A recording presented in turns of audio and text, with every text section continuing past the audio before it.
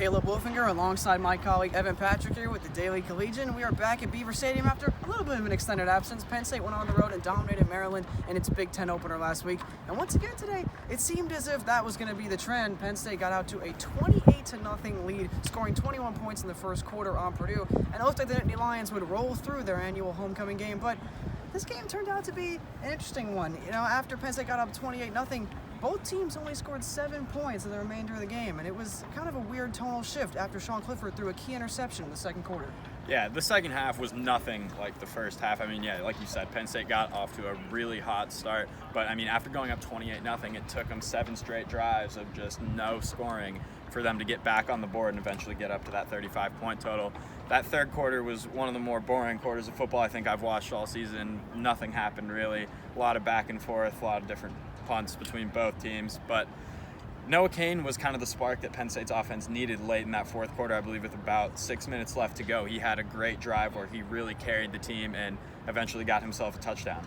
Yeah, that's something that James Franklin talked about in the post-game presser, where Penn State's been doing, this thing all year where they split the carries between 4 running backs, and rightfully so. All 4 running backs have their strong traits, and all 4 running backs have performed well to this point in the season. But at the same time, Noah Cain has really established himself when Penn State needed him most. Against Pittsburgh, Noah Cain came in, had that drive where he eventually scored the game-winning touchdown. And today, even though the game was put away comfortably at 28-7, the offense was, restless to say the least. The crowd wasn't really into it. It was late in the game.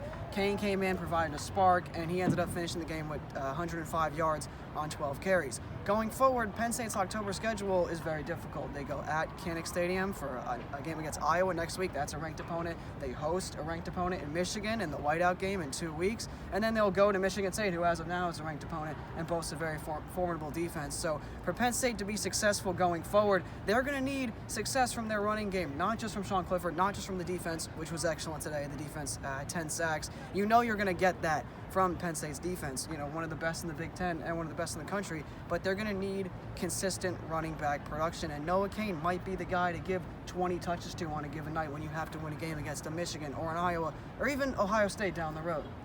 And that'll do it from our coverage from Beaver Stadium. Make sure to stay tuned with all of us on Twitter and on the website for continuing coverage throughout the night.